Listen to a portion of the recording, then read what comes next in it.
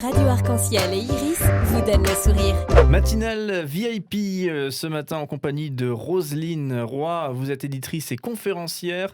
Également sur le plateau, Anne-Cécile Dupré, animatrice d'atelier Faber et Maslich et coordinatrice de la série de conférences qui a lieu donc sur cette thématique justement, l'approche, j'allais dire méthode à nouveau, mais alors à moi, l'approche Faber et Maslich. Donc toute une série j'allais dire de trucs et astuces, mais bien sûr c'est bien plus que ça, mais tout de même il y a des choses très très concrètes où on trouve des solutions aussi, donc via cette approche Faber et Maslich. Si vous nous rejoignez, on parle donc du contact avec les tout petits, hein. Il y a un livre qui est dans ce cadre-là, mais aussi avec les enfants plus grands, les adolescents, frères et sœurs sans rivalité, donc pour créer du dialogue entre frères et sœurs, on l'évoquait également tout à l'heure. Ouais, donc un grand sujet, un vaste sujet, et on parlera notamment aussi des conférences que vous donnez sur ce thème. Et justement, dans le cadre de ces conférences, quel est le public qui vient vous voir? Est-ce que c'est des parents désespérés qui se disent: «Il faut que je trouve une nouvelle manière de communiquer avec mes enfants parce que ça va pas»? Ou est-ce que c'est monsieur, madame, tout le monde? Ou est-ce que c'est peut-être des gens qui se destinent à être parents, qui veulent s'armer? Roselyne Roy, vous retrouvez quel public dans vos conférences? En fait, tout ce que tu mentionnes. En en général, il y a beaucoup de parents qui ont déjà fait un certain cheminement par rapport à ça, OK? Et qui se posent encore des questions. Hem, ben oui, ils recherchent des choses pour les aider dans leur quotidien. On se le cache pas, c'est difficile d'être parent. OK, c'est on prend avant d'avoir des enfants, ben oui, on a des rêves par rapport à ça, c'est beau des petits-enfants, guili, guili, guili, des petits bébés, tout ça et ben, ils grandissent et puis on se sent de plus en plus responsable de ce qu'ils vont devenir et puis, ben, on s'inquiète parce que les choses se passent pas toujours comme on voudrait dans le quotidien et puis, on veut leur donner le meilleur de nous-mêmes et parfois on se rend compte que, ben, il nous manque des outils. On n'a pas tout ce qu'il faut. On veut pas répéter ce que nos parents ont fait parfois. On veut surtout, on veut donner le meilleur de nous-mêmes. Je pense que c'est ça qui est la motivation principale et alors après ça, on a toutes sortes de publics. On a des parents, on a des grands-parents de plus en plus. On a des éducateurs, des enseignants, des professionnels qui travaillent avec les enfants. Alors on a des publics très, très variés. Vous l'évoquiez, tout à l'heure en antenne, hein, il y a aujourd'hui en France, 2000 animateurs, animatrices, d'ateliers Faber et Maslich et donc, sauf erreur, Anne-Cécile Dupré, c'est notamment dans ce rôle-là que vous intervenez. Oui. Heu, Concrètement, ça se passe comment animer un atelier? C'est une rencontre qui se passe chez quelqu'un, un parent et on discute? En fait, il y a plein de manières d'animer des ateliers, ça va être propre à chacun. La particularité, de cette, approche, c'est que Adèle Faber et Hélène Maslich, les auteurs de l'approche, ont choisi de donner accès à tout le monde à cette approche. C'est-à-dire que c'est pas moi je suis française, hein, je suis pas du Canada, donc je connais bien le système français. C'est pas une formation Faber et Maslich, ce sont des ateliers de parents. Il y a une énorme différence pour moi entre les 2 parce que on n'a pas la parole, on n'a pas les solutions, en fait. Donc n'importe qui adhère à ça et ça a été mon cas, hein, peut animer un atelier. Moi, j'ai choisi de contacter des associations pour avoir un lien aussi avec les projets pédagogiques des associations qui peuvent nous accueillir. Donc, ils nous ont prêté des lieux pour animer nos ateliers. Ça se passe en 7 rencontres pour l'atelier Parler pour que les enfants écoutent, écouter pour que les enfants parlent. Donc, il y a 7 rencontres où on fait connaissance et chaque rencontre correspond à un chapitre, un thème du livre où on va développer entre 2 et 3 heures d'atelier, quand même. On va développer les habiletés et surtout, on va pas en parler, on va les faire. On va les mettre en pratique. On va s'amuser au passage quand même, parce que on est quand même là pour rigoler aussi.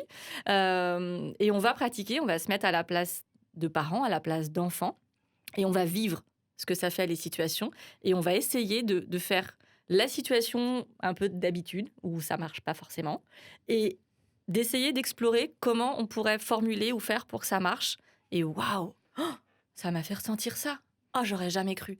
Parce que ce qui est assez magique avec les ateliers, et pour l'avoir vécu et fait vivre, c'est que même quand c'est pour de faux, quand on joue une scène, eh ben on le ressent quand même. Donc quand on imagine quand c'est en vrai ce que ça peut faire, bah là, c'est magique. Voilà. Donc, c'est des vraies choses concrètes et c'est des vraies mises en situation, les ateliers. Oui, donc Voilà. la méthode Faber et Maslich qu'on découvre au travers de cette série d'ateliers. Et j'imagine qu'il y a autant d'ateliers que d'ouvrages, avec les tout petits ou des ateliers aussi avec des plus grands. Presque. Presque. D'accord. Et alors, du coup, on en parlait également tout à l'heure, et je pense que c'est quelque chose à explorer. L'accueil du sentiment, écouter le sentiment de l'enfant, c'est important. Mais attention, le parent aussi doit communiquer son sentiment. Je parlais de trucs et astuces, mais c'est tout bête, mais ça commence par là, c'est bien ça? C'est ça. L'approche Faber et Maslich, c'est, comme je le disais tout à l'heure, une approche de communication. Donc, on touche à la forme pour accéder au fond. C'est ma manière de le dire, hein. Il y a plein de manières de le dire, hein. C'est une approche qui touche les êtres humains. Et donc, aux dernières nouvelles, les enfants le sont, mais les parents aussi le sont. Et donc, forcément, si on parle d'exprimer son sentiment, on demande à l'enfant de le faire, sauf que si nous, on ne le fait pas, bah, il y a comme quelque chose qui coince, en fait. C'est qu'on ne parle pas de cœur au cœur, ça ne marche pas, quoi. La communication ne se fait pas, elle est brisée.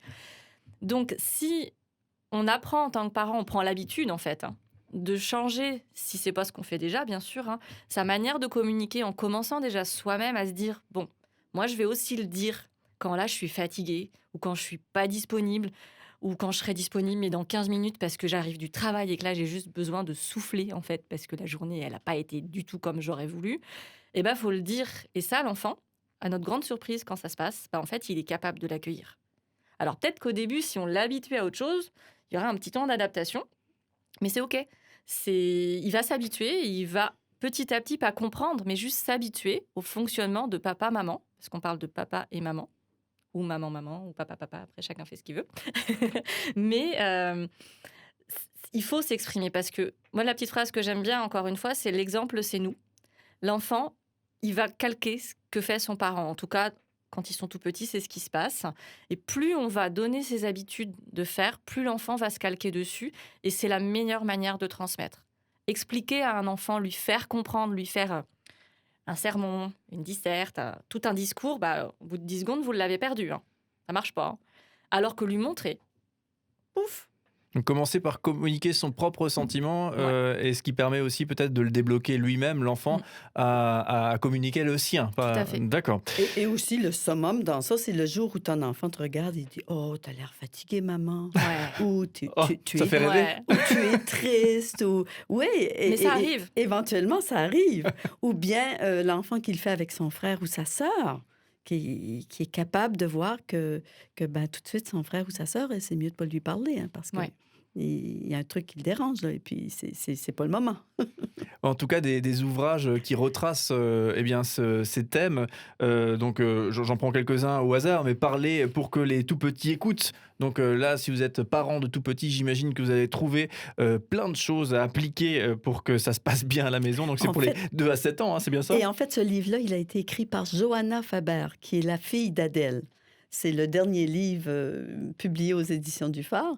Et puis, c'est vraiment intéressant parce que ça a été écrit par une personne qui a vécu l'approche. Sa mère, toute sa vie, a utilisé l'approche avec sa fille. Et maintenant, c'est la fille qui retransmet. Et je propose que tout à l'heure, on consacre un petit peu de temps aussi à cette dynamique-là, puisque accueillir des sentiments et aussi communiquer son sentiment avec un enfant qui en âge de comprendre, on peut se projeter là-dedans. Avec des tout petits, parfois, ça semble moins facile et on est parfois, pour ceux qui ont des tout petits, face à des réactions de type irrationnel, a priori.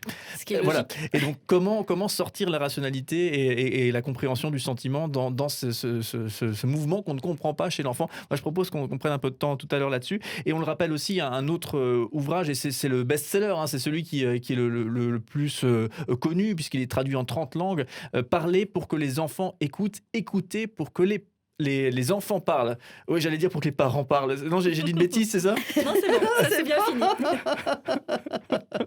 Les parents parlent trop. Hein. Oui, en général, ils n'ont pas de problème avec ça, les parents.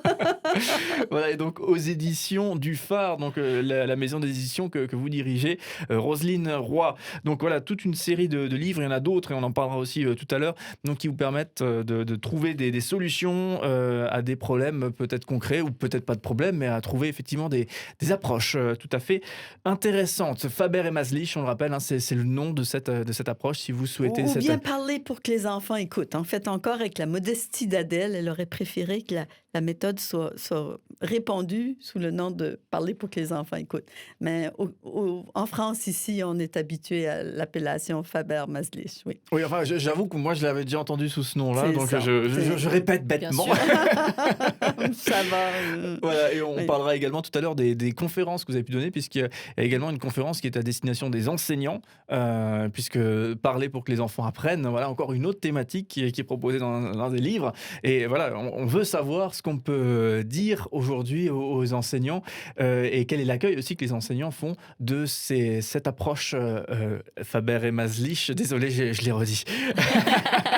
Allez, restez bien avec nous. On se retrouve dans quelques instants. Roselyne Roy et Anne-Cécile Dupré, nos invités dans cette matinale VIP.